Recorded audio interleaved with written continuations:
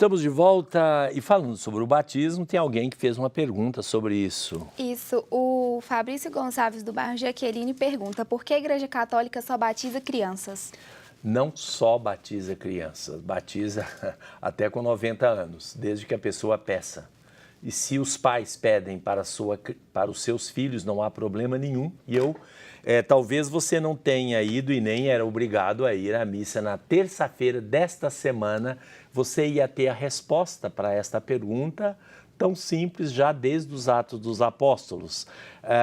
A leitura da terça-feira era dos Atos dos Apóstolos, capítulo 16, versículo 22 e 34. Quando Paulo e Silas foram presos e depois houve um problema, um terremoto e as portas se abriram e o carcereiro ficou muito apavorado porque ele achou que todo mundo tinha sido solto, né, com esse problema.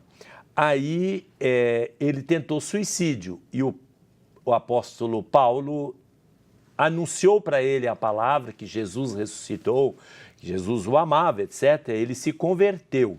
Então, o carcereiro, depois que se converteu, pediu tochas, correu para dentro, caiu aos pés de Paulo e Silas, conduzindo-os para fora, perguntou: Senhores, que devo fazer para ser salvo? Paulo e Silas responderam: Crê no Senhor Jesus e sereis salvos, tu e todos os de tua família. E aí, calma. Então Paulo e Silas anunciaram a palavra do Senhor ao carcereiro e a todos os de sua família.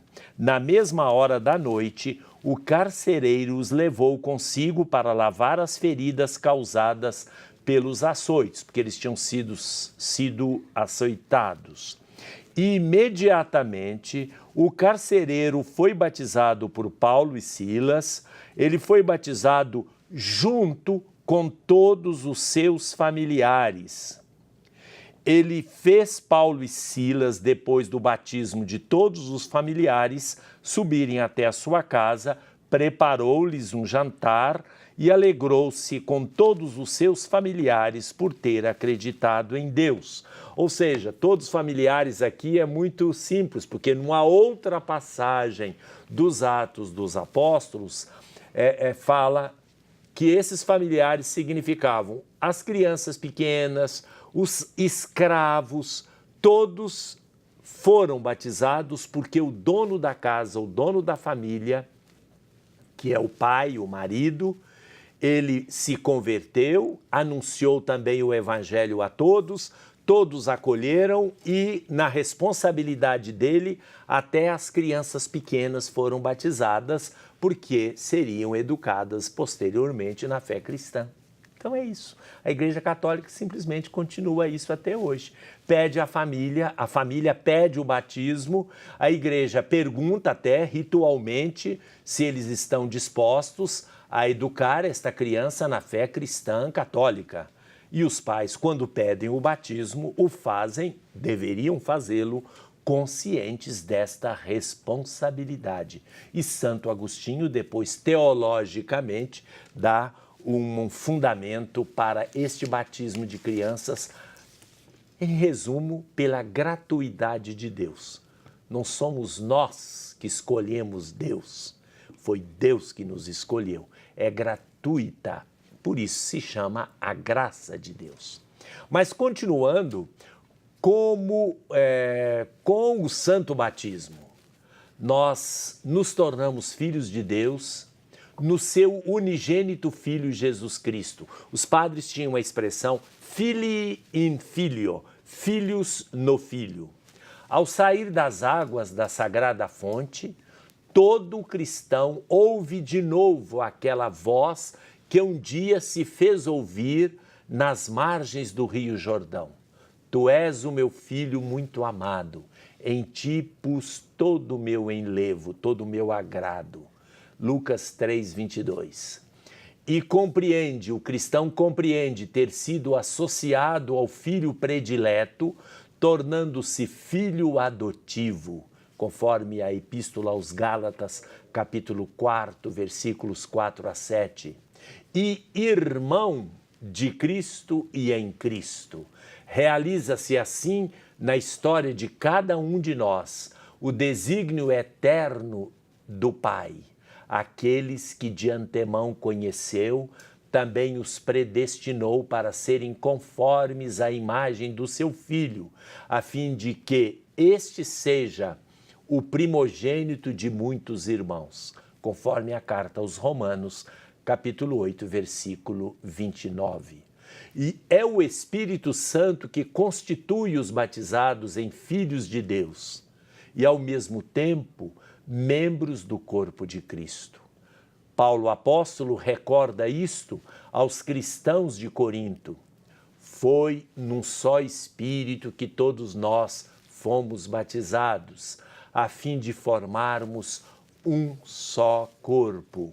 1 Coríntios 12, 13. De forma que o apóstolo pode dizer aos fiéis leigos: sois agora o corpo de Cristo e seus membros, cada um na parte que lhe toca. 1 Coríntios, capítulo 12, versículo 27 e seguintes. Que vós sois filhos, prova o fato que Deus mandou aos nossos corações o Espírito do seu Filho. Gálatas e Romanos. E, portanto, aí está fundamentado, evidentemente, a importância do batismo para cada um de nós, né? E uma coisa muito séria, alguém fala, batiza criança, só que o batismo não é uma coisa do passado. Uma criança não foi batizada, um ser humano não foi batizado, ele é batizado. O batismo não se reduz ao rito de quando a gente é criança. Eu sou batizado hoje. Eu não fui batizado, eu sou batizado. E, portanto, o apelo do batismo percorre toda a vida cristã.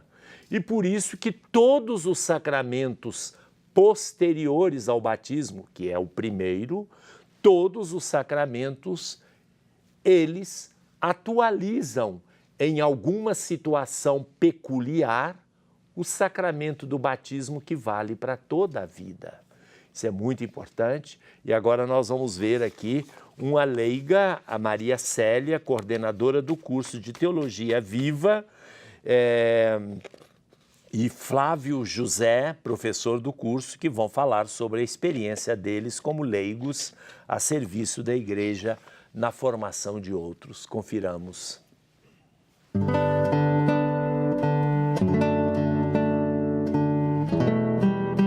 O curso ele funciona em módulos, né? São seis etapas. Normalmente ele acontece em 3 anos, né? A gente trabalha alguns livros, um livrinho para cada semestre, durante 3 anos. Aqui em Belo Horizonte a gente funciona uma aula por semana, né? Uma aula de 2 horas por semana. Em outros locais nós temos uma diversidade de formas de trabalhar.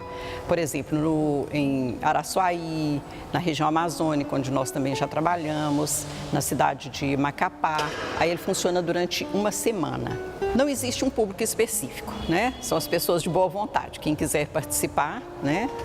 É um curso aberto a qualquer leigo.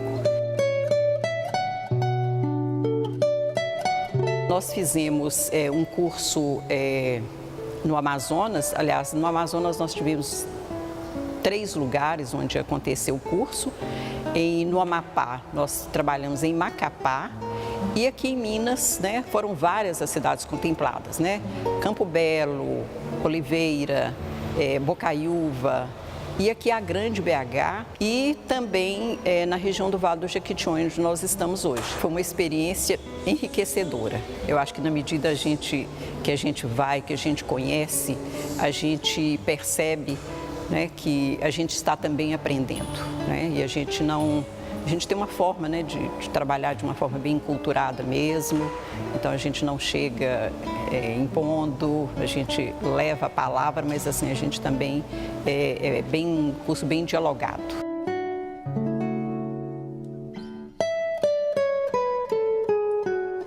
Eu já fui para a Diocese de Coari e também de Macapá.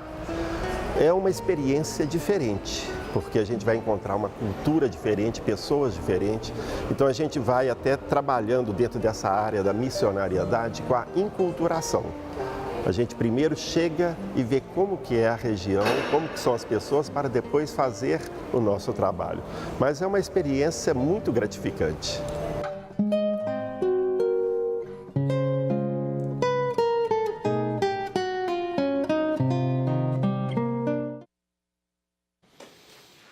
Pois é, vimos aí o testemunho, muito bonito, e é sempre uma preparação para o batismo, porque prepara para a vida cristã.